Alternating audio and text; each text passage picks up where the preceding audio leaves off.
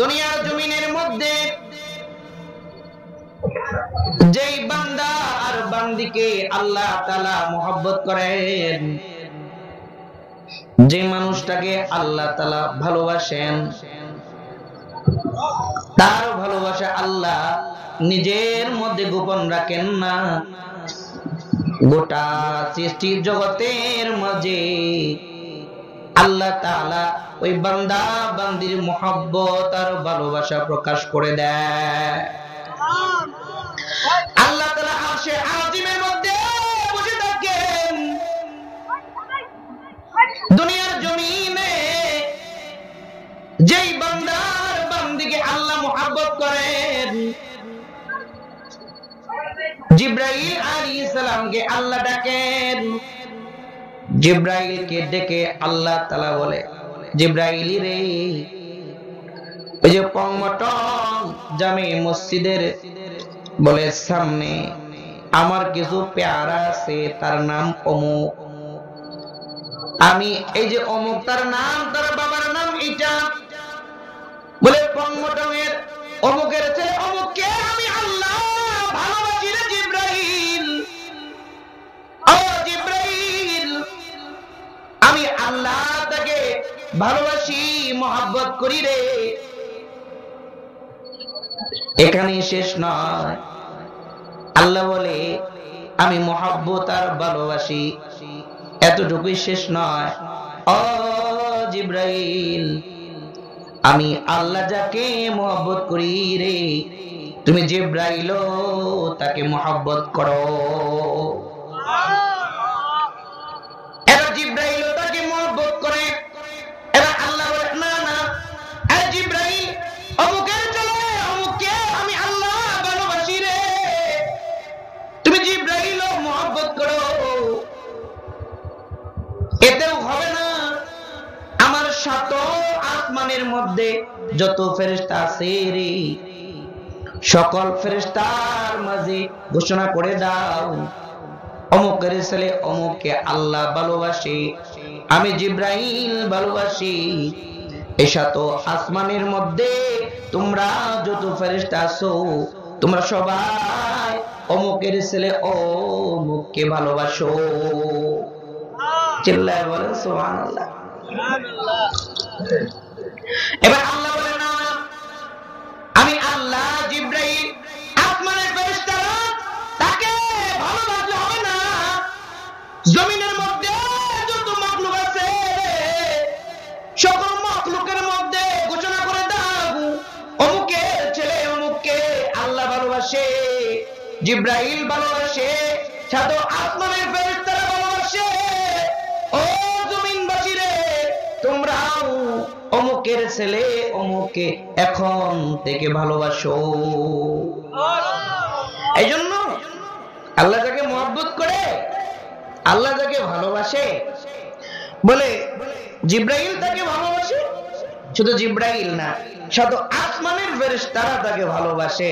শুধু আসমান না, জমিনের যত মখলুক আছে, প্রতিটা মখলুক ওই লোকটাকে, ওই নারী আর পুরুষকে মহব্বত করে। সুবহানাল্লাহ। এই জন্য যারা আল্লাহকে ভালোবাসে, আল্লাহ তাকে ভালোবাসে। আর আল্লাহ যারে ভালোবাসে, তো আল্লাহ তার নাম প্রকাশ করে দেয়। এই জন্য আল্লাহ যাকে ভালোবাসে, এটা বোঝার আলামত তিনটা। আরেক বর্ণায় হাদিসে আছে চারটা। তো তিনটা যে হাদিসে বর্ণিত, তার মধ্যে একটা আলামত বলে দুনিয়াতে নেককাররা যাকে মহব্বত করবে, তো বুঝতে হবে আল্লাহ তাকে ভালোবাসে। সুবহানাল্লাহ বলবেন না? ওলামায়ে কেরাম যাকে ভালোবাসে, ইমাম সাহেব, মুয়াজ্জিন সাহেব, দিনদার, নেককার, আল্লাহওয়ালা যারা আছে, নামাজি মানুষ যারা মহব্বত করে, তো বুঝতে হবে আল্লাহ তাকে ভালোবাসে। আপনারা রাগ করতেছেন? এই জন্য আল্লাহ তাআলা বলে, দোস্ত জানায়া দেন, ইন কুনতুম তুহিব্বুনাল্লাহ, তোমরা যদি আল্লাহকে ভালোবাসো, ফাত্তাবিউনি, আমার অনুসরণ, অনুকরণ, আমার নকল করো, আল্লাহ ইউহিব্বুকুমুল্লাহ, আল্লাহ ভালোবাসবে। আর আল্লাহ যাকে ভালোবাসবে, তার নাম জমিনের সকল মখলুকের মধ্যে প্রকাশ করে দিবে। দুই নম্বর ওয়াগফির লাকুম যুনুবাকুম, জিন্দেগীর গুনাহ মাফ করে দিবে। আর যেই লোকটার জিন্দেগিতে গুনাহ নাই ও তো আল্লাহর পেয়ারা, ও তো আল্লাহর ওলি হয়ে যাবে। সুবহানাল্লাহ। মুহতারাম হাজিরিন, এইজন্য আল্লাহকে যারা ভালোবাসি কিংবা আল্লাহর ভালোবাসা চায়, আমল আমাদের একটা। কয়টা? একটা। নবীর অনুসরণ অনুকরণ। কার? নবীর। দ্বিতীয় নম্বর প্রশ্ন, নবীকে অনুসরণ অনুকরণ করব কেন? আল্লাহ নিজেই বলেন, লাকাদ কানা লাকুম ফি রাসূলিল্লাহি উসওয়াতুন হাসানাহ। আমরা এজন্যই নবীকে অনুসরণ অনুকরণ করব। আল্লাহ তাআলা বলেন, লাকাদ কানা লাকুম ফি রাসূলিল্লাহি উসওয়াতুন হাসানাহ। আল্লাহ তাআলা বলেন, আমার দোস্ত, আমার পয়গম্বর, আমার হাবিবের মধ্যে তোমাদের জন্য রয়েছে উত্তম আদর্শ। সুবহানাল্লাহ। এখানে উসওয়াতুন শব্দ ব্যবহার করছে। আল্লাহ বলতে পারতেন লাকাদ কানা লাকুম ফি রাসূলিল্লাহি হাসানাহ, নবীর মধ্যে তোমাদের জন্য আদর্শ রয়েছে, এতটুকু বললেও হতো, কিন্তু না, এতটুকু বলে নাই। আল্লাহ বলে উসওয়াতুন, শুধু আদর্শ না, উত্তম আদর্শ, যার চেয়ে দামি কোনো আদর্শ পৃথিবীতে দ্বিতীয় কোনো ব্যক্তির মধ্যে নাই। আল্লাহু আকবার। উসওয়াতুন হাসানাহ, উত্তম আদর্শ রয়েছে। তারা নবীর অনুসরণ অনুকরণ করব কেন? কারণ নবীর মধ্যে আল্লাহ আমাদের জন্য উত্তম আদর্শ রেখে দিয়েছে বলেই আমরা নবীর অনুসরণ অনুকরণ করব। বুঝে আসছে? তৃতীয় নম্বর প্রশ্ন, নবীর অনুসরণ করব কিভাবে? কারণ দুরূদ শরীফ পড়ে জিলাপি খাইলে নবীর অনুসরণ অনুকরণ হয়?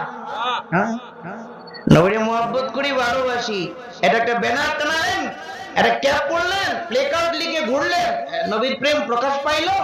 না। মন গড়া নবীর অনুসরণ অনুকরণ করা যাবে না। নবী যেভাবে তার অনুসরণ অনুকরণ করতে বলছে ওভাবেই করা লাগবে, ঠিক কিনা? এভাবেই করা লাগবে। তো নবী নিজেই বলেন নবীর অনুকরণ অনুসরণ নকল কিভাবে করব। নবীজি বলেন, قال رسول الله صلى الله عليه وسلم من أحب سنتي فقد أحبني ومن أحبني كان معي في الجنة। سبحان الله। আল্লাহর নবী বলেন, মান আহাব্বা সুন্নতি, যে ব্যক্তি অনুসরণ অনুকরণের মাধ্যমে আমার সুন্নাতকে মহব্বত করলো, ওয়ামান আহাব্বানি, যে ব্যক্তি আমার সুন্নাতকে মহব্বত করলো সে আমি নবীকে মহব্বত করলো, ওয়ামান আহাব্বানি কানা মাই ফিল জান্নাহ, আর যে আমি নবীকে মহব্বত করলো রে, ওই লোকটা মাই ফিল জান্নাহ, আমার সাথে জান্নাতে থাকবে।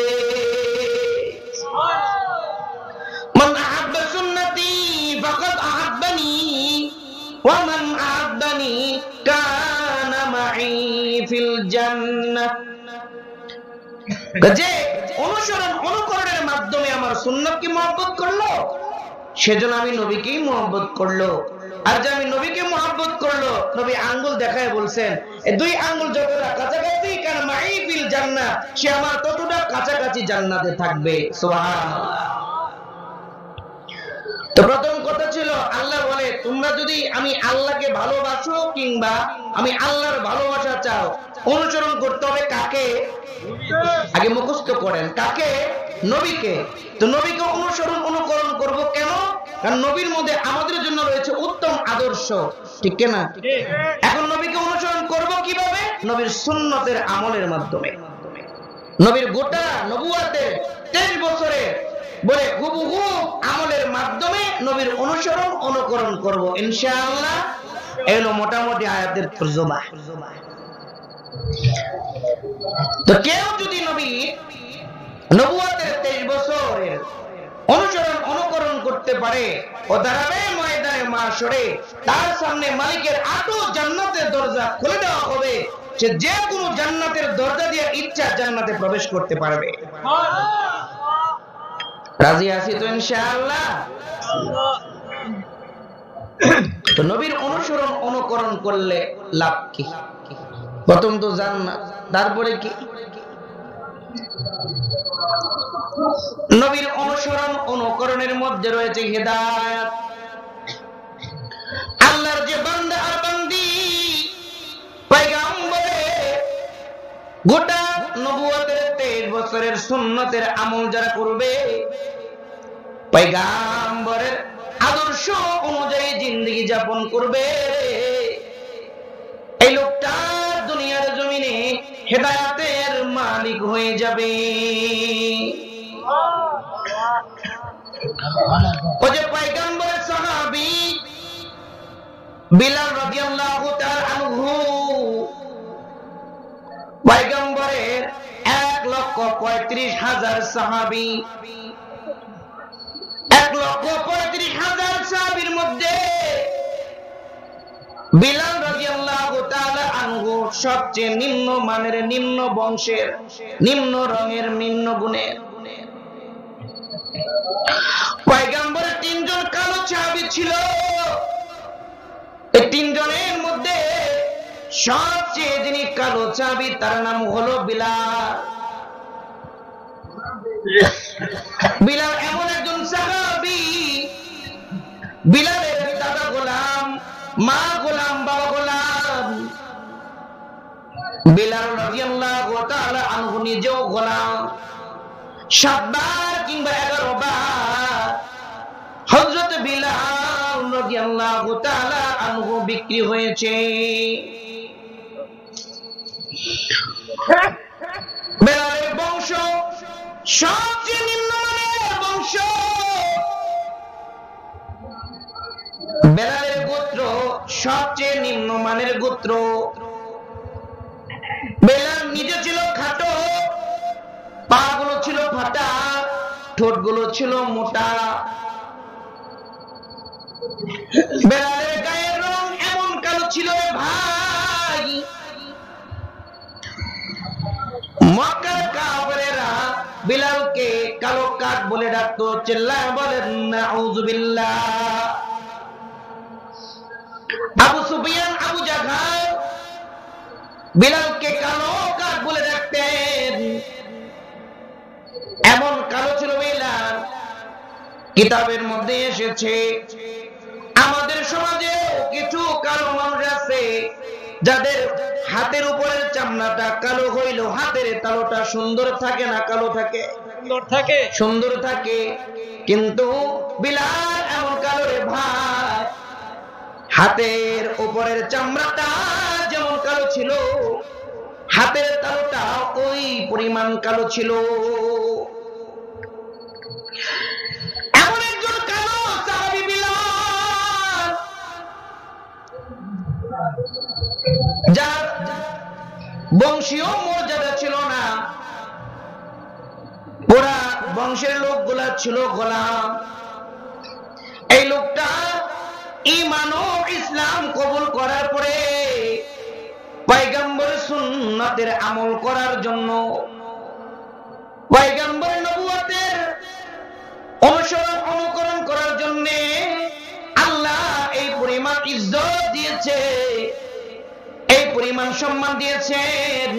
বিলাল হাতে জমিনে পায়ের আওয়াজ শোনা যায় জান্নাতে। আল্লাহ, এত নিম্নমানের সাহাবী বিলাল, কিন্তু নবীর সুন্নতের অনুসরণ অনুকরণ করার কারণে হাতে জমিনে পায়ের আওয়াজ শোনা যায় জান্নাতে। আমার আপনার নবী মেরাজে চলে গেছেন। মেরাজে আল্লাহর সাথে কথোপকথন হয়েছে। আল্লাহ বলে, দোস্ত, 7 আসমান বেদ করে আমার বাড়িতে নিয়ে আসছি, আপনার আগে কাউকে আনি নাই, আপনার পরে কিয়ামত পর্যন্ত আর কাউকেও আমার বাড়িতে দাওয়াত দিয়ে নিয়ে আসবো না। ও দোস্ত, যান যান জান্নাতে একটু ঘুরে আসেন। কষ্ট হচ্ছে? বিসমিল্লাহ বিসমিল্লাহ। যান যান দোস্ত জান্নাত দেখে আসেন। হযরতে বিলাল রাদিয়াল্লাহু তাআলা আনহুর মর্যাদাটা বুঝেন। পয়গম্বর জান্নাত দেখার জন্য যাচ্ছেন। পয়গম্বরের জান্নাত দেখার সফর সঙ্গী স্বয়ং হযরত জিবরাইল আলাইহিস সালাম। জিবরাইলকে নিয়ে পয়গম্বর জান্নাত দেখার জন্য জান্নাতের ভিতরে ঢুকেছেন। জান্নাতের ভিতরে পয়গম্বর জিবরাইল হাঁটে। হঠাৎ করে পয়গম্বর আর জিবরাইলের সামনে কার যেন পায়ের খড়মের আওয়াজ শোনা যায়। পয়গম্বর বলে, জিবরাইল, জিবরাইল রে, এই জান্নাতের মধ্যে তুমি আর আমি ছাড়া আর কেউ আছে নাকি? জিবরাইল বলে, না না না না পয়গম্বর না, জান্নাতের মধ্যে আমি আর আপনি ছাড়া তৃতীয় কোনো ব্যক্তি না। আল্লাহর নবী বলে, জিবরাইল, জিবরাইল রে, কান লাগায় শোনো জিবরাইল, ওই যে আমাদের সামনে কার যেন পায়ের আওয়াজ শোনা যায়। জিবরাইল মুস্কি আইসা বলে, পয়গম্বর জান্নাতের ভিতরে আমি আর আপনি ছাড়া কেউ নাই, কিন্তু যার পায়ের আওয়াজ শোনা যায় এ আর কেউ নয়, আপনার পাগল সাহাবী বিলাল। আপনার বিলালের পায়ের আওয়াজ। নবী বলেন, আশ্চর্য কথা, এই জিবরাইল, আমি আর তুমি জান্নাতে, আমার বিলাল তো জমিনে, তো আমি আর তুমি জান্নাতে, বিলাল জমিনে, তো হাঁটতেছে তো বিলাল জমিনে, আবার জান্নাতে কিভাবে শোনা যায়? বিলাল বলে, ও আল্লাহর দোস্ত, এটা না আপনার সাহাবী বিলালের একটা বিশেষ আমলের বলে সম্মান। চিল্লায় বলেন সুবহানাল্লাহ। নবী চলে আসছে মেরাজ থেকে। মেরাজ থেকে এসে ফজরের নামাজ আদায় করার পরে নামাজ শেষে ঘুরে বসছে। ঘুরে বসে এবার বিলালকে ডাক দেয়, এই বিলাল, বসো বসো। কি পয়গম্বর? নবীজি বলেন, ফাইন্নী সামি'তু দাফা, ফাইন্নী সামি'তু দাফান আলাইকা বাইনা ইয়াদাই ফিল জান্নাহ। আয় বিলাল, আমি আর জিবরাইল জান্নাতের ভিতর হাঁটতেছি। আমি আর জিবরাইল যখন জান্নাতের মধ্যে হাঁটতেছিলাম রে, আমার আর জিবরাইলের সামনে তোমার পায়ের আওয়াজ শুনেছি। কেন বিলাল, কি এমন আমল তুই করিস যেই কারণে হাদিস জমিনে পায়ের আওয়াজ শোনা যায় জান্নাতে? বিলাল বলে, পয়গম্বর, পয়গম্বর, আমি বিলালের জিন্দেগির মধ্যে তেমন কোন আমল নাই যে আমলের কারণে আল্লাহ আমার এত মর্যাদা দান করতে পারেন। আমি হাঁটি জমিনে, পায়ের আওয়াজ শোনা যায় জান্নাতে। এমন বুঝি নাই, কিন্তু যেটা বোঝাবার জন্য এই ঘটনা বললাম। কিন্তু আমি যেদিন থেকে মুসলমান হয়েছি ওই দিন থেকে আজ পর্যন্ত বিলালের এমন একদিন যায় নাই যে বিলালের ওযু ছুটে গেছে আর বিলাল ওযু করে নাই, আর ওযু করার পরে মাত্র ওয়াক্ত ছাড়া বিলাল 2 রাকাত পড়ে নাই, এমন দিন আজ পর্যন্ত বিলালের একদিনও যায় নাই। আল্লাহু আকবার, একদিনও যায় নাই। কারণ নবীর একটা সুন্নাত, নবী ওযু ছুটে গেলে ওযু করে নিতেন, আর ওযু করার পরে যদি মাকরুহ ওয়াক্ত না থাকতেন উনি 2 রাকাত নামাজ পড়তেন, যেটাকে তাহিয়াতুল ওযু বলা হয়। এটা নবীর সুন্নাত, এটা নবীর আদর্শ। তো জিবরাইল কি বলে বিলাল রাদিয়াল্লাহু তাআলা আনহু পয়গম্বরের একটা সুন্নাতকে এমন ভাবে আঁকড়ে ধরেছে, মৃত্যুর আগ পর্যন্ত বিলাল কোনদিন ওযু ছুটে গেছে সাথে সাথে ওযু করে নিছে, ওযু করার পরেই মাত্র ওয়াক্ত না থাকলে দুই রাকাত তাহিয়াতুল ওযুর নামাজ আদায় করতেন। নবী বলে বিলাল রে, আমার বুঝবার বাকি নাই, তুই যে আমার জিন্দেগি থেকে এই একটা সুন্নাত ওযু করা তারপরে দুই রাকাত নামাজ পড়া এটা জিন্দেগির মাকসাদ বানায় নিয়েছিস, এই সুন্নতের কারণে আমার মাওলা এত খুশি হয়েছে, যেই কারণে হাদিস জমিনে ভাই আওয়াজ শোনা যায় মালিকের জান্নাতে।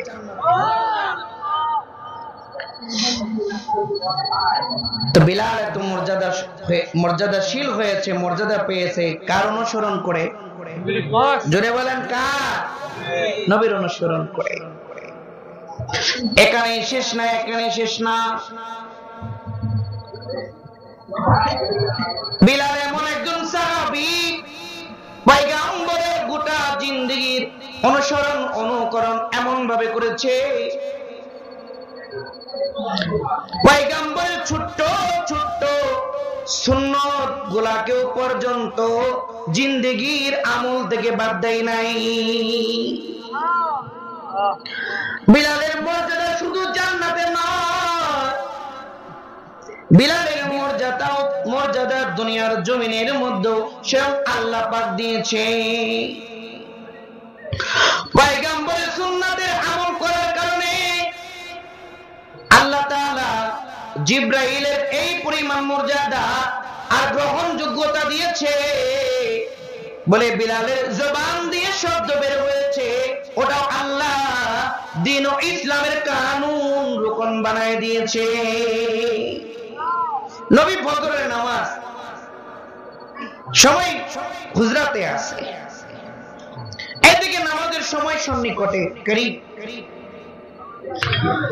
আবু বকর থেকে শুরু করে ওমর থেকে শুরু করে হাজার হাজার সাহাবী মসজিদ নববীর মধ্যে অবস্থানরত। নবী আসবে, ফজরের নামাজের ইমামতি করবে, আর সাহাবায়ে কেরাম ওনার পেছনে পয়গম্বরের পেছনে ফজরের নামাজ পড়বে। কিন্তু নামাজ তো সন্নিকটে, কিন্তু পয়গম্বর তো ঘর থেকে আসে না। এবার বিলাল বলে নবী তো আসে না, নামাজের সময়ও কাছাকাছি, তাহলে একজন নামাজ পড়ায় বলো। সবাই বলেন নবীজিকে তো ডাক দিয়ে এনে ইমামতি করাবে, এই সাহস কারোর আছে? কথা বলেন আছে? নাই। বিসমিল্লাহ। তো সবাই বলে নবীজিও ডাক দিতে পারবো না, তো সবাই বলে এই আবু বকর, যে আপনি তো নবী বলেছেন যে সমস্ত নবীর পরে গোটা উম্মতের উপরে সবচেয়ে মর্যাদাবান হলো আবু বকর সিদ্দিক রাদিয়াল্লাহু তাআলা। সুবহানাল্লাহ বলেন না? তো নবী তো নাই, নবী আপনার একটু বেশি মহব্বত করে, আপনি ফজরের নামাজটা পড়ায় হলো।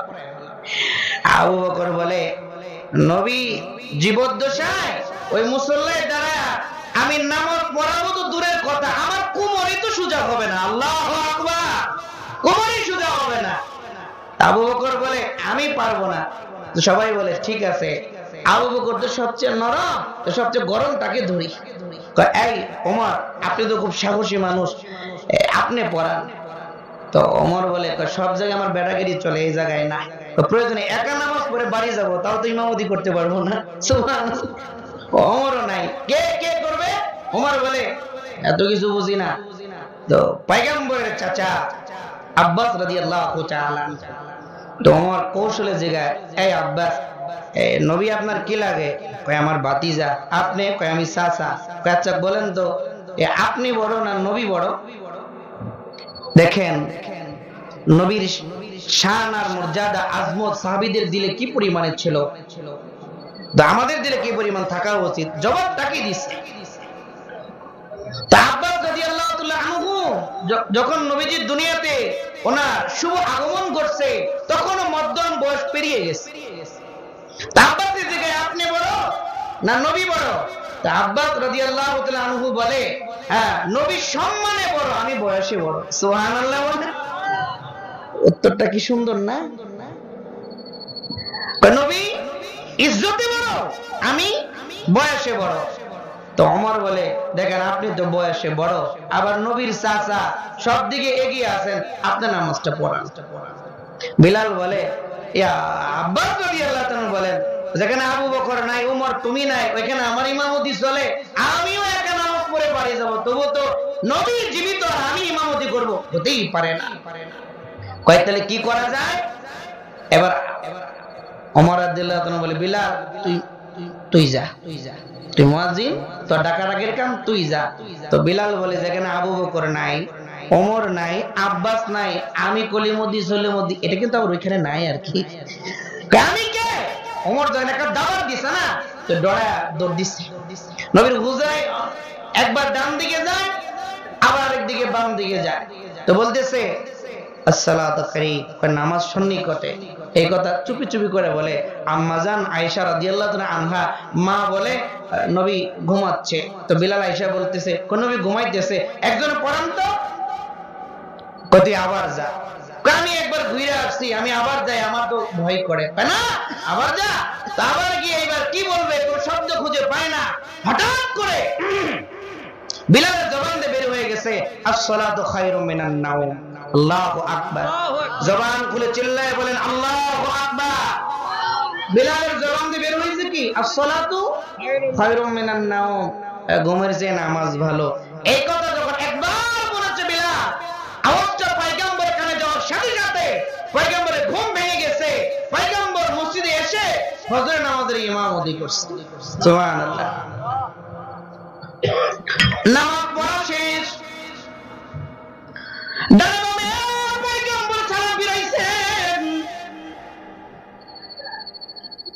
এবার সাহাবায়ে কেরামের দিকে ঘুরে পয়গম্বর বসেছেন। পয়গম্বর ঘুরাই বসে, এই বিলাল কি শব্দ বলে আমাকে ডাকছো, ওই শব্দটা আবার আমাকে শোনাও।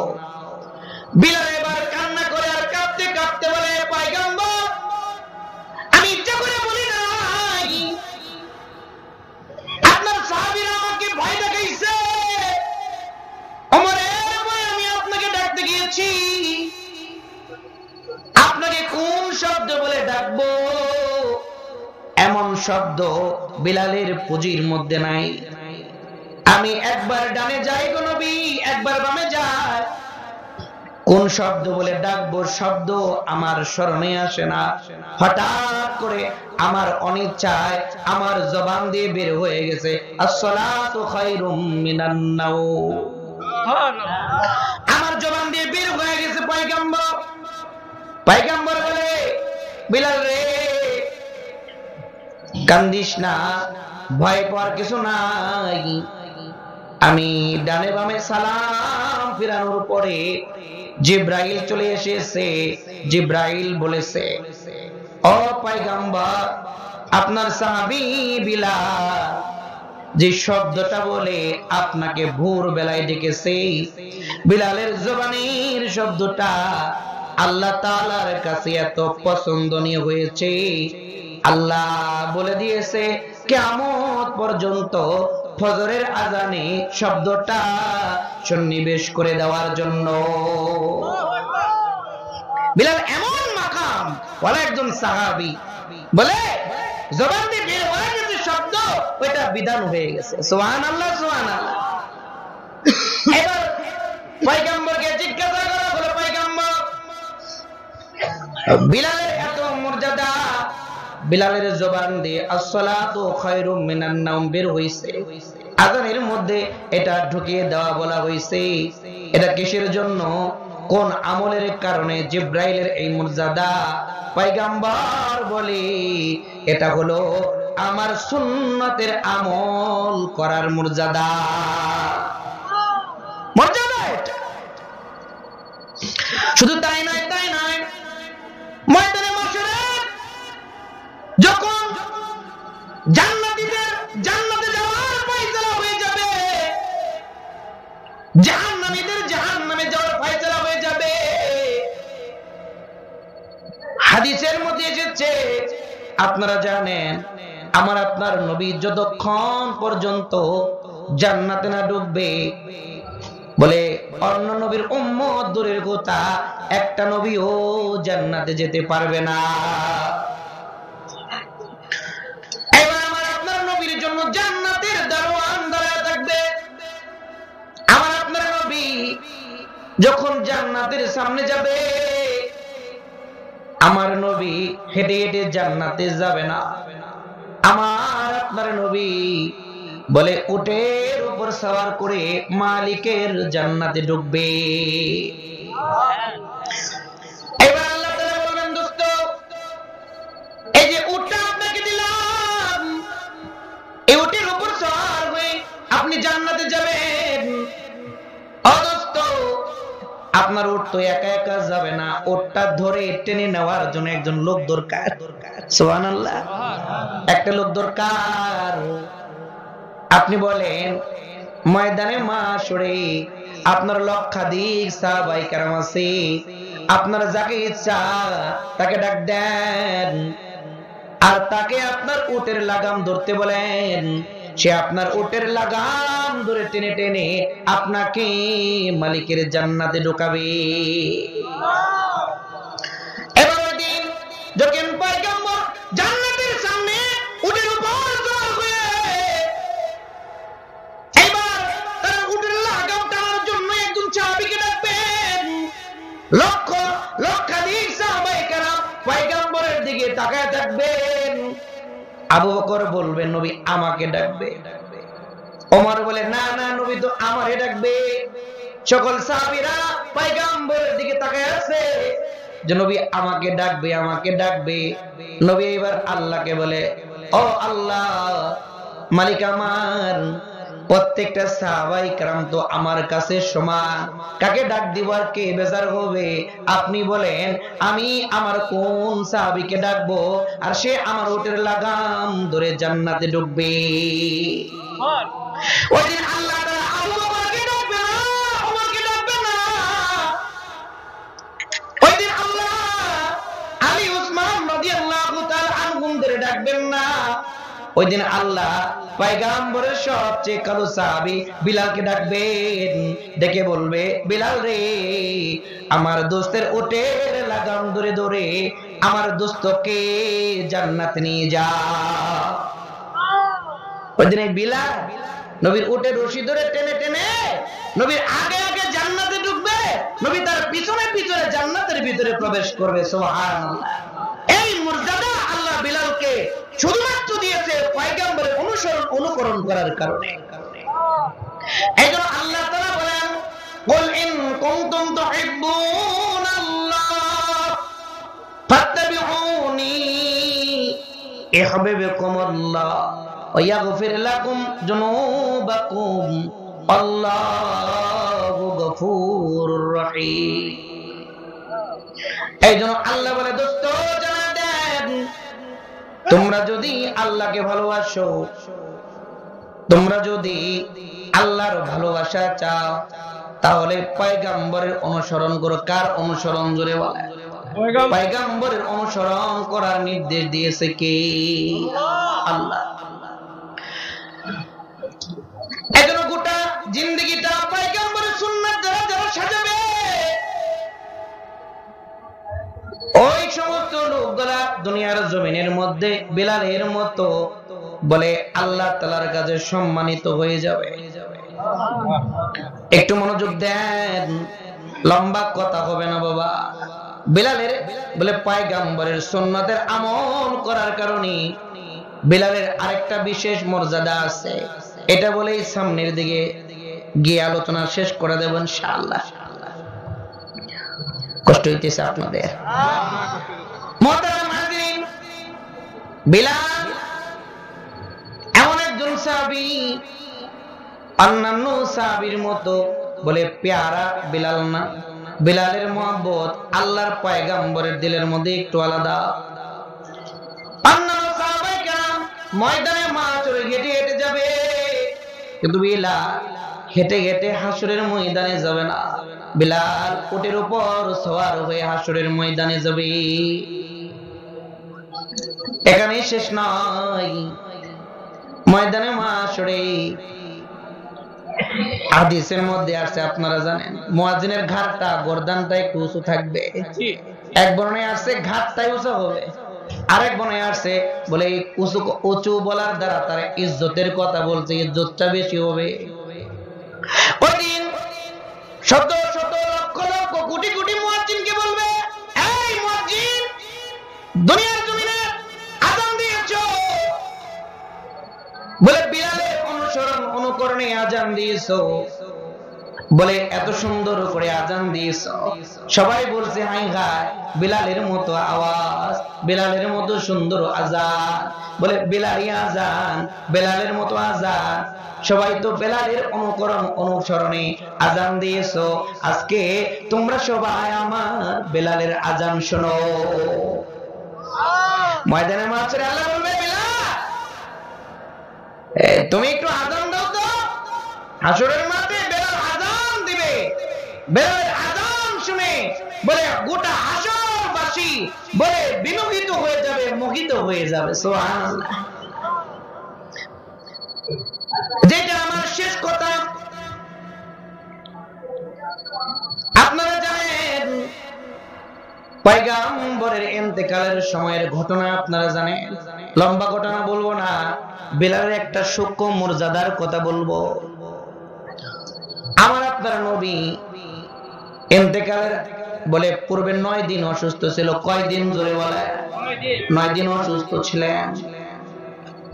যেদিন পয়গম্বর ইন্তেকাল করেন ওই দিন ছিল সোমবার।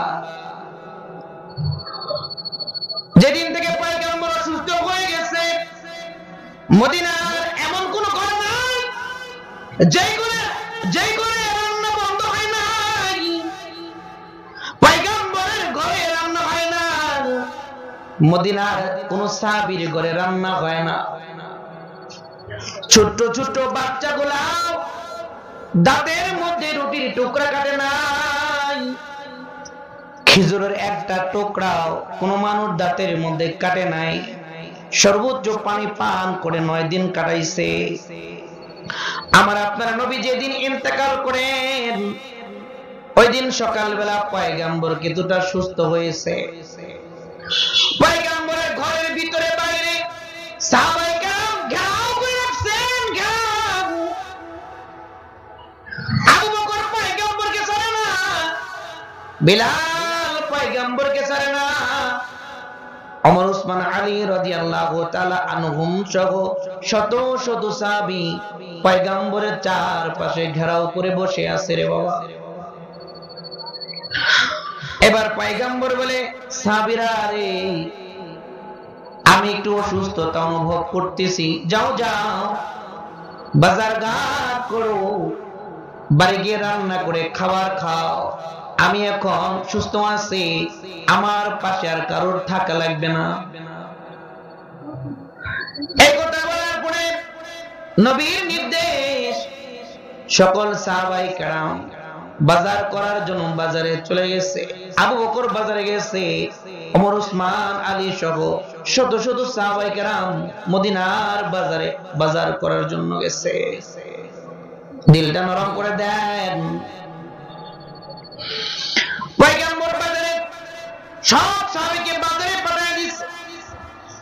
সকল সাহাবীরা যখন মদিনার বাজারে বাজার করতে গেছে, এদিকে পয়গম্বরের দেখে আবার জ্বর শুরু হয়েছে, জ্বর। পয়গম্বরের দেহের মধ্যে ব্যথা শুরু হয়ে গেছে। হাই হাই, আমার আপনার নবীর সাকরাত শুরু হয়ে গেছে। আম্মা জান আয়েশা রাদিয়াল্লাহু তাআলা আনহার ঘরে পয়গম্বর শুয়ে আছে। আম্মা জানের ডান কাঁধে পয়গম্বরের মাথা। পয়গম্বরের সাকরাত শুরু হয়ে গেছে। পয়গম্বর কিছুক্ষণের মধ্যে দুনিয়া থেকে বিদায় হবে। পয়গম্বর আমাদেরকে এতিম করে দুনিয়ার জমিন থেকে বিদায় হয়ে যাবে। পয়গম্বর আর দুনিয়ার জমিনে থাকবে না। লম্বা ঘটনা বলে মাকসাদ নয়। পয়গম্বর দুনিয়ার থেকে বিদায় হয়ে গেলেন। ঘটনা আপনারা জানেন। মদিনার বাজারে কে যেন এলান করলো, রে কিসের বাজার তোমরা করো গো? পয়গম্বর দুনিয়ায় নাই, দুনিয়ায় নাই। পয়গম্বর আমাদের এতিম করে চলে গেছে। এই সংবাদটা যখন যায়েদ বিন আব্দুর রাব্বি, পয়গম্বরের একজন সাহাবী, খেজুরের বাগানে কাজ করার জন্য গেছেন, খেজুর গাছের আগার মধ্যে বসে আছে। আওয়াজ যখন যায়েদ বিন আব্দুর রাব্বি রাদিয়াল্লাহু তাআলা আনহুর কানের মধ্যে গেছে, নবী নাই। আওয়াজটা যখন যায়েদ বিন আব্দুর রাব্বির কানে গিয়েছে, সে খেজুর গাছের থেকে এমন একটা লাফ দিয়েছে রে, জমিনের মধ্যে ঠাস করে পড়ে গেছে। জমিনের মধ্যে যায়েদ বিন আব্দুর রাব্বি পড়ে, এই যে চোখটা বন্ধ করেছে, দুইটা হাত আসমানের দিকে তুলে দিয়েছে। আসমানের দিকে দুইটা হাত তুলে যায়েদ বিন আব্দুর রাব্বি আল্লাহকে বলে, আল্লাহ, এই চোখ দিয়ে দুনিয়া দেখেছি, এই চোখ দিয়ে রাত দেখলাম, এই চোখ দিয়ে দিন দেখলাম, এই চোখ দিয়ে তোমার সূর্য দেখলাম, এই চোখ দিয়ে রাতের পূর্ণিমার চাঁদ দেখলাম। ও মালিক, আমি যতদিন দেখেছি, কিন্তু এই চোখ দিয়া যে পয়গম্বরের চেহারা দেখেছি গো আল্লাহ, পয়গম্বরের চেহারার যে সুন্দর, কোন চেহারা সুন্দর, কোন মুখ সৌন্দর্য আমি যায়েদ বিন আব্দুর রাব্বি জিন্দেগিতে দেখি নাই। আল্লাহু আকবার। ও আল্লাহ, পয়গম্বরের চেহারার যে সুন্দর কোন সৃষ্টি দুনিয়ার জমিনের মধ্যে নাই।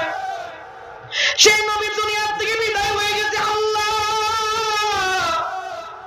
যেই চোখ দিয়া কোনদিন আমি যায়েদ বিন আব্দুর রাব্বি পয়গম্বর দেখবো না গো আল্লাহ, আমি যায়েদ বিন রাব্বি ওই চোখ আর চাই না, ওই চোখের আলো আর চাই না। আল্লাহ, এই যে চোখটা বন্ধ করলাম, হাসরের মাঠ কায়েম হওয়ার আগে, পয়গম্বরের জিন্দা চেহারা দেখার আগে আমি যায়েদ বিন আব্দুর রাব্বি চোখের আলো চাই না। এই যে চোখটা বন্ধ করলাম, হাসরের মাঠের আগে আমার চোখের আলো কেড়ে না। যায়েদ বিন আব্দুর রাব্বি যখন এই কথা বলে, মালিকের কাছে দুইটা হাত তুলে চিৎকার দিয়েছে, বলে, আল্লাহ, চোখের আলো চাই না, ওই দিন চোখের আলো দিবা যেদিন আমি আমার নবী দেখতে পাবো। আল্লাহু আকবার। ও মালিক, ওই দিন চোখের আলো ফেরায় দিবা যেদিন আমি আমার মাওলাকে, ও মাওলা, তোমার পয়গম্বরকে দেখবো। এই কথা বলতে দেরি যায়েদ বিন আব্দুর রাব্বির চোখের আলো আল্লাহ ছিনিয়ে নিতে দেরি করে না। দিলটা নরম করে দেন বাবা। আবু বকরের কানে সংবাদ যখন গেছে, বাজারটা নিয়ে আবু বকর ঘরের দিকে যাচ্ছে। আর যখন মদিনা বলে বাজারে, সাহাবী বলছে, কিসের বাজার করো, কার জন্য বাজার করো? পয়গম্বর নাই, পয়গম্বর নাই, পয়গম্বর দুনিয়ার থেকে বিদায় হয়ে গেছে। সংবাদটা যখন আবু বকরের কানে গেছে, হাত থেকে বাজারের টুলিটা পড়ে গেছে, একটা দৌড় দিছে, দৌড় দিয়ে পয়গম্বরের ঘরের দরজায় এইভাবে দুটা হাত দিয়া দাঁড়া দাঁড়া কান্দে। আর আবু বকর বলে, পয়গম্বর গো, মদিনার অলিতে গলিতে, বলে, মক্কা থেকে আপনি মদিনায় হিজরত করছেন, কাউকে ডাকেন নাই, আমি আবু বকরকে ডাকছেন, হিজরতের সাথী হইলাম আমি আবু বকর। অদস্ত ওগো আল্লাহর হাবিব, দিনের বেলায় কোথাও গেলে আবু বকরকে ছেড়ে যাইতেন না, রাতের বেলায় কোথাও গেলে আবু বকরকে রেখে যাইতেন না। আপনার জীবদ্দশায় এমন কোন দিন যায় নাই সকাল বিকাল আবু বকরের সাথে সাক্ষাৎ আপনি করতেন না। ওগো পয়গম্বর, আপনি এমন একটা সফর করলেন, এমন একটা লম্বা সফর করলেন গো নবী,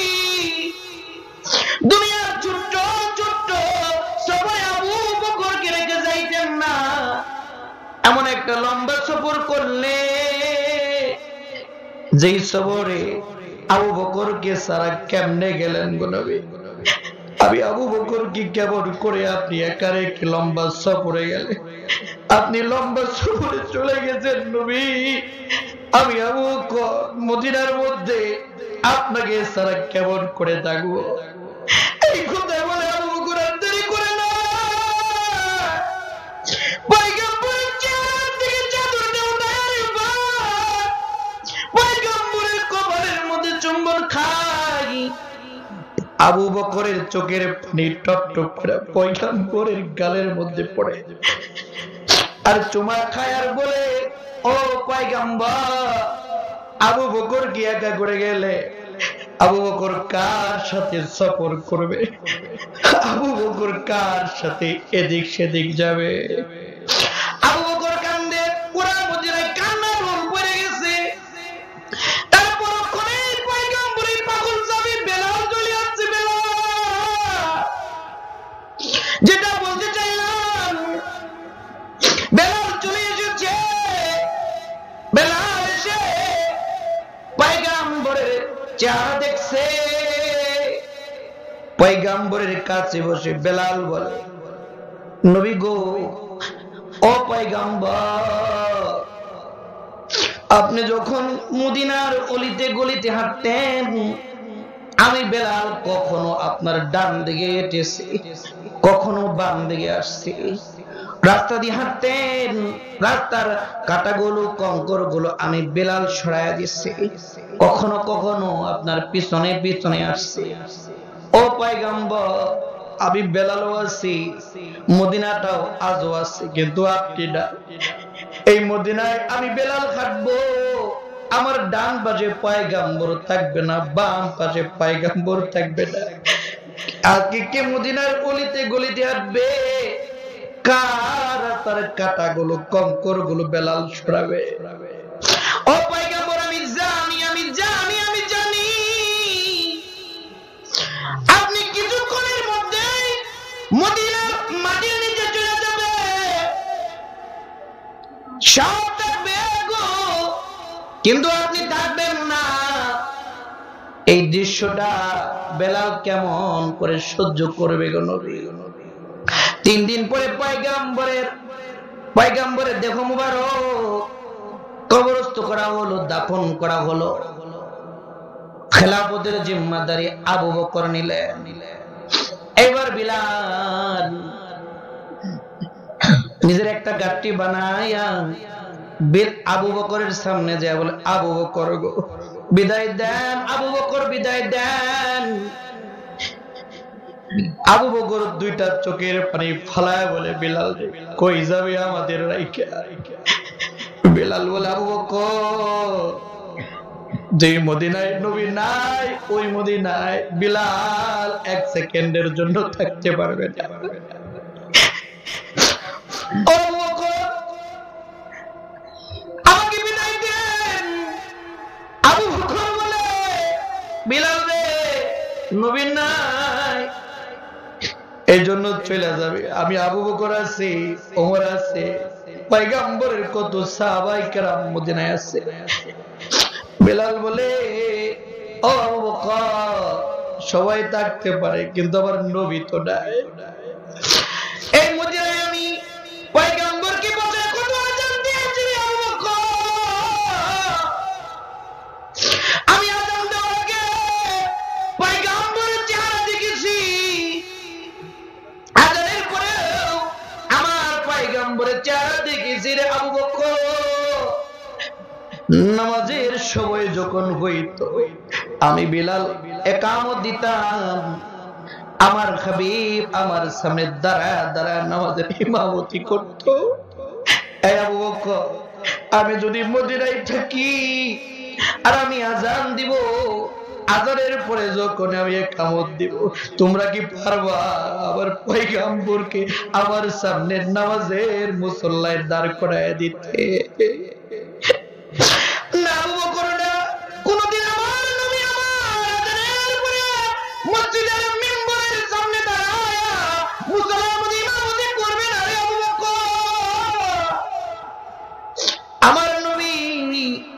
মদিনার আর ইমামতি করবে না। পয়গম্বর ছাড়া আমার চোখের সামনে এই মুসল্লার মধ্যে ভিন্ন ইমাম ইমামতি করবে, আমি বিলালের সহ্য হবে না। বিলাল চলে গেছেন ইয়ামিন। যেটা বলার জন্য আমি এই হাদিসটা ঘটনাটা বললাম বাবা,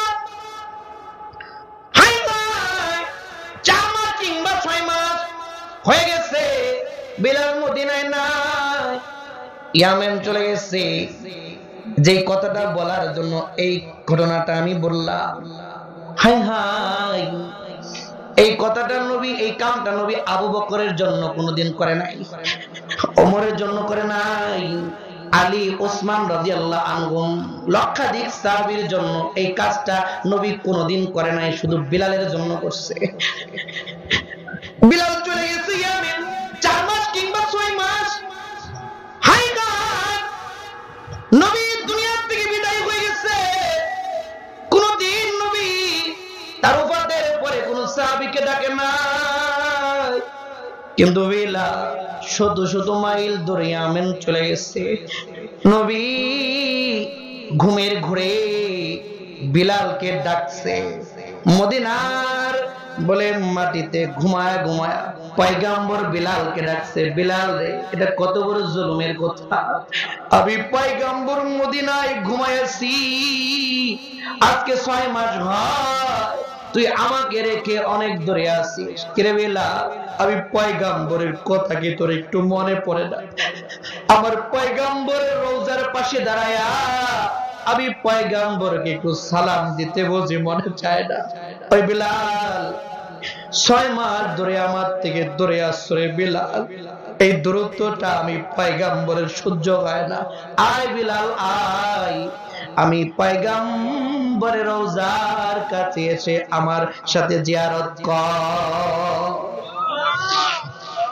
অন্য কোন সাহাবীকে নবী কোনদিন ডাকে নাই, কিন্তু বিলাল এমন একজন সাহাবী যাকে পয়গম্বর জীবন দশায় যেমন খাচ্ছাড়া করে নাই, দুনিয়ার মধ্যে নবী নাই, তারপরও বিলাল কি বলে নাই? বিলাল দূরে চলে গেছে, পয়গম্বর রওজার মধ্যে ঘুমায়া ঘুমায়া বিলালকে ডেকে ইয়ামান থেকে মদিনায় নিয়ে এসেছে। এটা কেন কেন? তার কারণ বলে বিলাল গোটা জিন্দেগিটা পয়গম্বরের সুন্নাত, পয়গম্বরের আদর্শ দিয়া সাজাইছে, ঠিক কেন? এবার বিলাল মদিনায় আসছে, ইয়ামেন থেকে মদিনায় আসছে। মদিনার গলির মধ্যে যখন বিলাল ওটের উপর সওয়ার হয়ে যখন আসছে, মদিনার গলিতে যখন বিলাল ঢুকছে রে ভাই, ওটটাকে একটা কদম সামনে বাড়াইতে পারে নাই, ওটের পিঠ থেকে বিলাল গড়ায়া জমিনের মধ্যে পড়ে গেছে।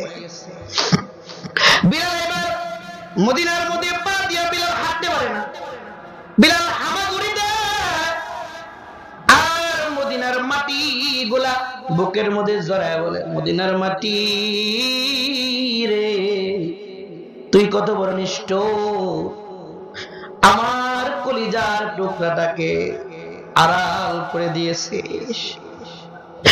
মদিনার মাটিগুলো বিলাল বুকের মধ্যে নেয়, মদিনার মাটিগুলো চুম্বন খায়,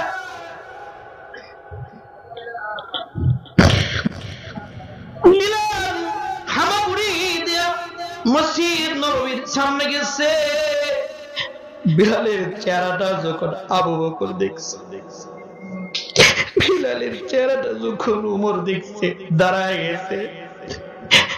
আবু বকর দৌড়ায়া বিলালের কাছে দুইটা হাত দিয়া বিলাল জড়ায়া ধরছে। আবু বকর উমর কান্দে, বলে কিরে বিলাল, 6 মাস পরে বুঝি আমাদের কথা তোর মনে হইল? কিতাবের মধ্যে এসেছে পয়গম্বর উপাদের 6 মাস পর্যন্ত মদিনার কোন ঘরে একদিনের জন্য আগুন জ্বলে নাই রে ভাই। বিলাল যখন মদিনায় আসছে, আবু বকর বিলালকে ইস্তেকবাল করে রাহবারি করে মসজিদ নববীর মধ্যে নিয়ে বসাইছে। আবু বকর ওমরের মাঝখানে, বিলাল বসছে। বিলালকে দেখার পরে মসজিদ নববীর সাহাবায়ে কেরামের মধ্যে কানার রোল পড়ে গেছে। এবার বিলাল বলে, আবু বকর বলে, বিলাল, ওই বিলাল, আমার নবীর যুগে আমার নবীকে বসাইয়া তোর কণ্ঠের আওয়াজ শোনাইতে রে বিলাল। 6 মাস পরে আসলে আমার নবীর সময়কার আজানটা একটাবার দে না রে বিলাল। আমার নবীর সময়কার আজান শুনে আমরা আমার নবীর কিছু স্মৃতিচারণ করি। বিলাল বলে, ভাই আবু বকর, সব করতে বলবা কিন্তু আজান দিতে বলবা না। আবু বকর বলে, কেন রে বিলাল, কেন? ওই যে বিলাল বলে, আমি আজান দিতে পারি, আমার শর্ত হইল আমি আজান দেওয়ার পরে ওই যে আমি যে একামত দিব গো আবু বকর, একামত আমার সামনে কি নবীজিকে দাঁড় করায় দিতে পারবা? আল্লাহু আকবার বলে, জবান খুলে চিল্লায় বলেন আল্লাহু আকবার। এই আবু বকর, আজান দিতে পারি রে। আমার আজানের পরে ইমামতির মুসল্লায় পয়গম্বরকে দাঁড় করায় দিতে পারবা নাকি? আবু বকরের কথা শুনে না, ওমরের কথা শুনে না, বিলাল আজান দিতে রাজি হয় না। আবু বকর বলে, আমার বুঝবার বাকি নাই, আমাদের কথাই বিলাল আজান দিবে না। যাও যাও, পয়গম্বরের কলিজার টুকরা দো ক্ষেত্র হাসান হোসেনকে ডাইকা নিয়ে আসো, কারণ সবার কথা উপেক্ষা বিলাল করতে পারে কিন্তু হাসান হোসেনের কথা কোনোদিন বিলাল উপেক্ষা করতে পারবে না। এবার হাসান হোসেনের কাছে গেছে, যাই বলে, এই হাসান হোসেন, খবর শুনছো নাকি? বলে কি? বলে বিলাল আসছে। বিলাল, হাসান হোসেন দৌড় দিয়া মসজিদ নববীর মধ্যে আসছে। আয়েশা যখন বিলালকে দেখছে, বিলাল যখন হাসান হোসেনকে দেখছে রে ভাই, আবু বিলাল দাঁড়ায় গেছে, হাসান হোসেনকে বুকের মধ্যে জড়ায় ধরছে, দুই ভাইকে দুই পাশে বসাইছে। হাসান হোসেন বলে, বিলাল, আপনি 6 মাস পরে মদিনায় আসছেন। ও চাচা, আমার নানার জীবদ্দশা যে আজানটা দিতা গো, আবার নানা নাই, নানার সাথে সাথে বুঝি আজানটাও চলে গেছে। আপনি থাকতে নানার সময়কার আজানটা কি শুনবো না? বেলাল বলে, সবার কত অপেক্ষা করতে পারি কিন্তু তোমাদের কত অপেক্ষা করতে পারি না। কারণ হাসান রাদিয়াল্লাহু তাআলা আনহু, হুসাইন রাদিয়াল্লাহু আনহু, ওনাদের কপালটা পয়গম্বরের কপালের মতো ছিল। চিল্লায় বলেন সুবহানাল্লাহ। দুই ভাইয়ের গালটা পয়গম্বরের গালের মতো ছিল। হাসান হুসাইনের আবদার পয়গম্বর কখনো নাকচ করতেন না। বয়ান কিন্তু শেষের দিকে বাবা। হাসানের কথা পয়গম্বর কখনো উপেক্ষা করতেন না। হাদিসের মধ্যে এসেছে, একদিন পয়গম্বর মসজিদ নববীর মধ্যে বসে আছে, হাসান হুসাইন এসে কান্না করে বলেন, না, মদিনার কত সাহাবীদের সন্তান ঘোড়ার উপর সওয়ার হয়ে, উটের উপর সওয়ার হয়ে মদিনার অলিতে গলিতে ঘুরে বেড়াই গো নানা। আমার বাবা গরিব, আমার তো একটা উট নাই, আমার তো একটা ঘোড়া নাই, আমরা কিসের উপর সওয়ার হয়ে চলবো গো নানা? নবী বলে, হাসান হুসাইন রে, তোর বাবা গোলাম, তোর বাবা গরিব, তোর নানাও গরিব, তাই বলে কি তোরা উটের উপর চড়বে না? হইতে পারে না। নবী এবার বলে, হাত আর পাটা জমিনের মধ্যে রেখা উঠাই গেছে। আল্লাহু আকবার, আল্লাহু আকবার। আমার আপনার নবী হাসান হুসাইনের জন্য উঠাই গেছে। এবার নবী বলে, না না, তোমরা দুইজন, এই যে আমি উট হয়ে গেলাম, তোমরা দুইজন আমার পিঠের উপরে উঠো। আমি উঠ হয়ে গেলাম, হামাগুড়ি দেয়। হাসান হুসাইন বলে না না, ওই উটের তো লাগাম আছে, তোমার তো লাগাম নাই। নবী দেরি করে নাই, দুইটা নাতিকে দুই কানের মধ্যে ধরায়া দিছে। দুই কানের মধ্যে ধরায় নবী বলে, ভাইরা রে, ও আমার নাতিরা, এই যে আমার দুই কান, এই দুই কান তোমাদের উটের লাগা। যে নবী তার নাতির জন্য উট হইছে, নিজের কানটাকে লাগাম বানায় দিছে, সেই হাসান হুসাইন বিলালকে বলছে, এই বিলাল আজান দাও। বিলাল অপেক্ষা করতে পারে। বিলাল এইবার আজান দেওয়ার জন্য দাঁড়াইছে। হায় হায়, বিলাল এমন একটা আজান দিছে রে, কিতাবের মধ্যে আসছে বিলাল আজান দিলে খালি গলায় আওয়াজ, আজানের আওয়াজ 36 মাইল দূরে শোনা যাইত। আল্লাহু আকবার বল। 36 মাইল দূর থেকে বিলালের গলার আওয়াজ শোনা যাইত। বিলাল যখন আল্লাহু আকবার, আল্লাহু আকবার এই শব্দটা যখন মদিনার মসজিদে দিছে, আওয়াজটা 36 মাইল দূর পর্যন্ত পৌঁছায় গেছে। আওয়াজটা যখন মদিনার ঘরে ঘরে ঢুকছে, মহিলা গুলা পাগল বেশে দৌড়ায় আসছে। কি রে, বিলালের আওয়াজ শোনা যায়। ছোট্ট ছোট্ট বাচ্চারা বলে, মা, বলে কিছুদিন আগে বলে বিলাল বলে মসজিদ নববীর মিনারে দাঁড়ায় আজান দিত, আবার চাঁদ মাকা চেহারাওয়ালা নবী নামাজ পড়াইতো। মাগো, বিলাল মদিনায় আসছে, চলো যাই। বিলাল যেহেতু আসছে, আমার চাঁদ মুখওয়ালা নবীও বুঝে আসছে।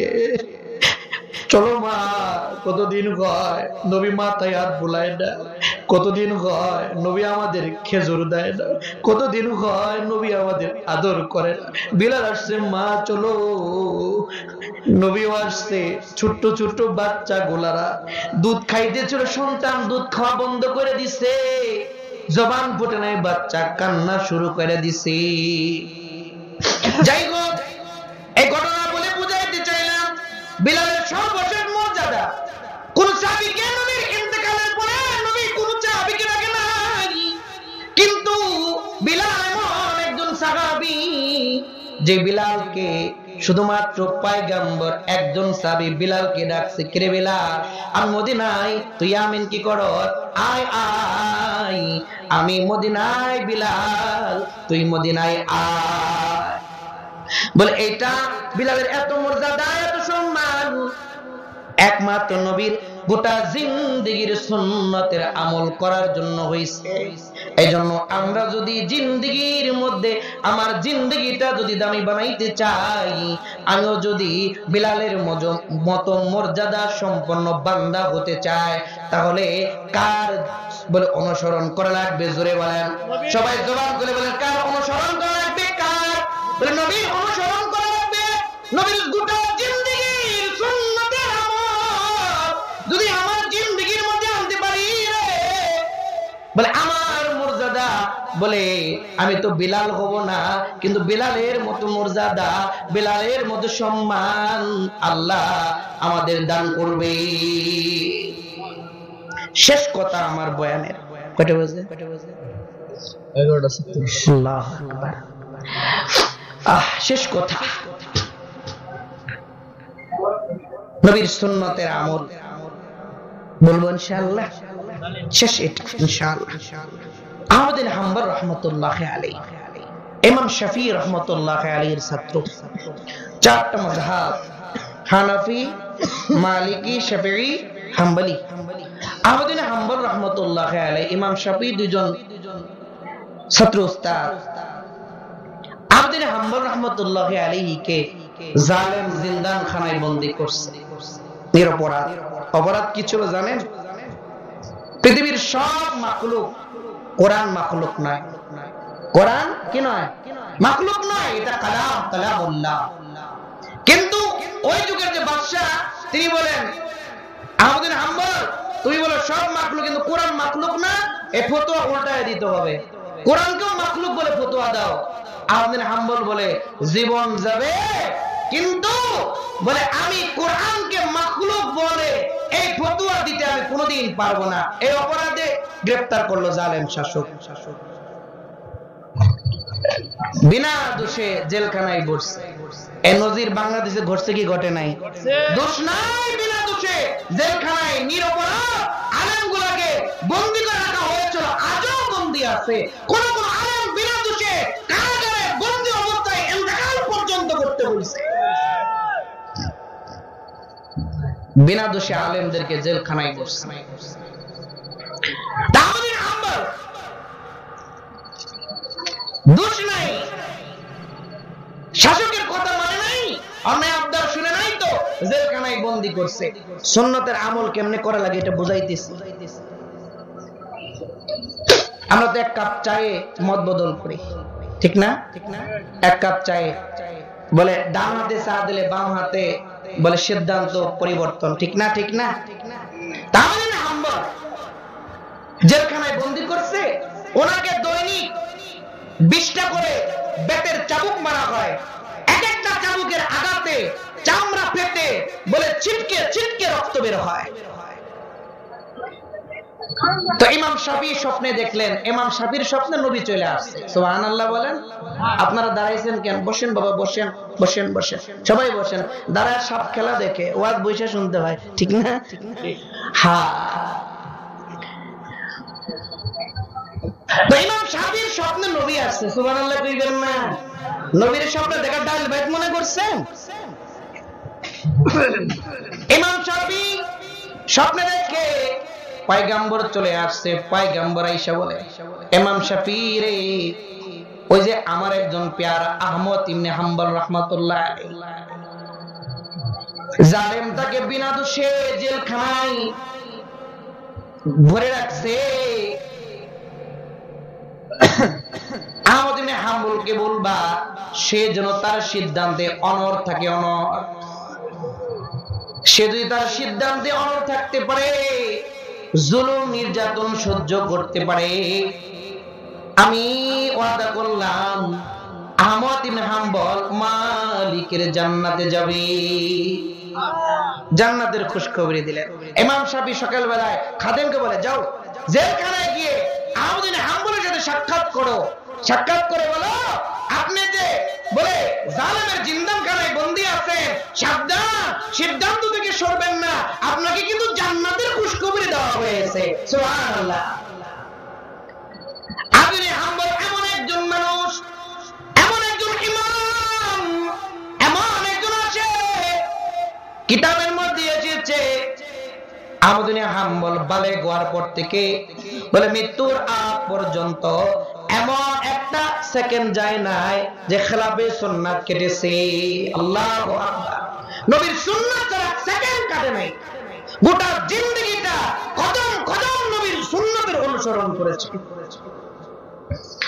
এবং জালেমের জিন্দাখানায় বন্দী খাদেম জান্নাতের খুশখবরি দিয়েছে। কারণ কেউ যদি কাউকে কোন সুসংবাদ শোনায়, তাকে হাদিয়া দেওয়া নবীর সুন্নাত। আমাদের গ্রাম এলাকায় নাতিপুতি হইলে বিয়াই বিয়াই বাড়িতে নিয়ে গেলে লঙ্গি দিছে, না না, ঠিক না? আমি ছোট সময় দেখছি, এখন এটা নাই, এজন্য বন্ধনও নাই এখন, ঠিক না? সুসংবাদ শোনায় হাদিয়া দেওয়া সুন্নাত। আহমদ হাম্বল রাহমাতুল্লাহ আলাইহি খাদেমকে বলে, খাদেম রে, আমি আহমদ ইবনে হাম্বল বালেগ হওয়ার পর থেকে অদ্যাবধি পর্যন্ত এমন একদিন যায় নাই, এমন একটা মিনিট যায় নাই, এমন একটা সেকেন্ড যায় নাই যে পয়গম্বরের খেলাফে সুন্নাত জিন্দেগি যাপন করেছি, পয়গম্বরের কোন সুন্নাত ছেড়ে দিয়েছি। এই খাদেম, এমন একটা জায়গা তুমি আমাকে জান্নাতের খুশখবরি শোনাইলা, এখন নবীর একটা সুন্নাত সুসংবাদ শোনাইলে হাদিয়া দেওয়া লাগে রে। আমি আহমদ জালেমের জিন্দাখানায় বন্দী, আমি আহমদ ইবনে হাম্বলের কাছে তোকে দেওয়ার মতো কিছু নাই। আর আমি যদি তোর সুসংবাদ শোনার পরে আমি তোকে যদি কোনো হাদিয়া দিতে না পারি, আমার জিন্দেগির একটা সুন্নাত ছুটে যাবে, আর আমার জিন্দেগি থেকে একটা সুন্নাত ছুটে যাবে, এটা আহমদ ইবনে হাম্বল কোনোদিন সহ্য করতে পারবে না। যেটা আমি বোঝানোর জন্য বলতেছি, কেমনে নবীর সুন্নাত ধরে রাখা লাগে। আপনি হাম্বল তার দেখের মধ্যে একটা জুব্বা ছিল, একটা জুব্বাটা জালেমের বেতের আঘাতে বলে জীর্ণ শীর্ণ হয়ে গেছে, জুব্বাটা ছিঁড়া গেছে। আহমদ ইবনে হাম্বল বলে, খাদেম দৈনিক আমাকে চামড়ার 20টা বেত্রাঘাত করা হয়, এই জুব্বাটা আমার দেখের মধ্যে আছে, দেখো জুব্বাটা ছিঁড়া গেছে, জুব্বার মধ্যে রক্তের দাগ লেগে আছে। বলে জুব্বাটার উপরে আঘাত করা হয়, ওই জুব্বার মধ্যে চাবুক লাগার কারণে আমি একটু ব্যথা কম পাই, কিন্তু তুমি আমাকে সুসংবাদ দিয়েছো হাদিয়া দাও নবীর সুন্নাত, হাদিয়া না দিলেও আমি আহমদ ইবনে হাম্বল আর বাঁচবো না রে খাদেম। আমার কাছে কিছু নাই, তুমি যদি কিছু না মনে করো তাহলে আমার দেখে এই ছোট্ট এই ছিঁড়া জুব্বাটা খুলে আমি তোমাকে হাদিয়া দিয়ে দিলাম। চিল্লায় বলুন সুবহানাল্লাহ। আমি তো নবীর সুন্নাতের আমল করার জন্য এই জুব্বাটাও দিয়ে দিলাম। এই খাদেম এতদিন তো বেতের আঘাতগুলা জুব্বা হয়ে দেখের মধ্যে লাগতো, আজ থেকে না হয় সরাসরি বেতের আঘাত আমার চামড়াই লাগবে। আগের থেকে হয়তো ব্যথা আমি বেশি পাবো, কিন্তু আমার শান্তি ওই জায়গায়, আমার দেহটা রক্তাক্ত হোক কিন্তু দুঃখ নাই।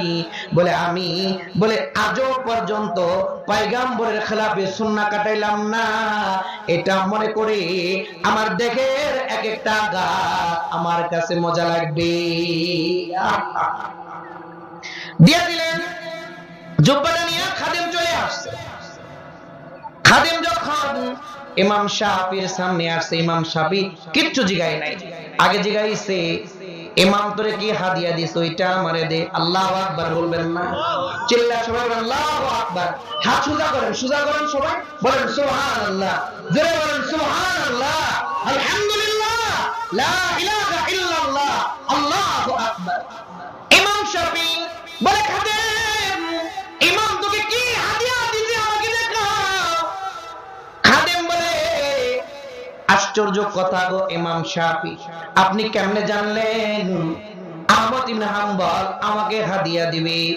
ইমাম শাফি বলে, আহমদ এমন একজন নবী আসে, নবীর এমন একজন পেয়ারা, নবীর এমন একজন গোলাম, যার গোটা জিন্দেগির মধ্যে 1 সেকেন্ডের জন্য খেলাফে সুন্নাহ কাটে নাই, জীবনে একবারের জন্য নবীর সুন্নাত ছাড়ে নাই।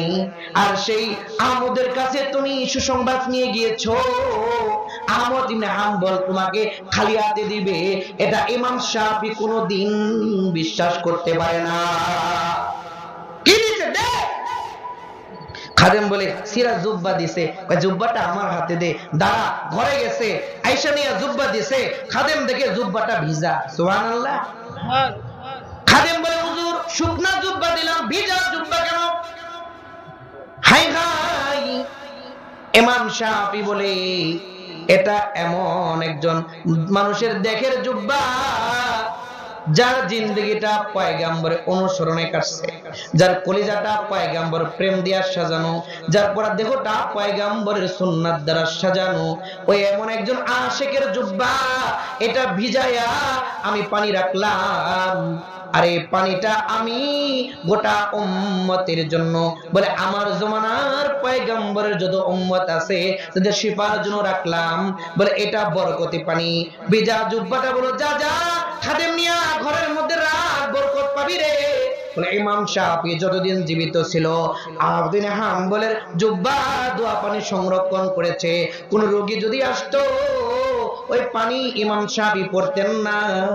বলে শেখ আহমদুল হাম্বলের সেরা জুব্বা দোয়া পানি তাকে এক ডুব খাওয়া দিতেন। আল্লাহর ফজলে আহমদুল হাম্বলের সেরা জুব্বা দোয়া পানি যে ব্যক্তি পান করত, সাথে সাথে রোগটা আরোগ্য হয়ে যাইত। তো নবী সুন্নতে আমল করার গুণে বলে পোশাকের এমন একটা নিসবত হইছে, পোশাক দোয়া পানি পান করলে রোগ ভালো হয়ে গেছে। আল্লাহু আকবার।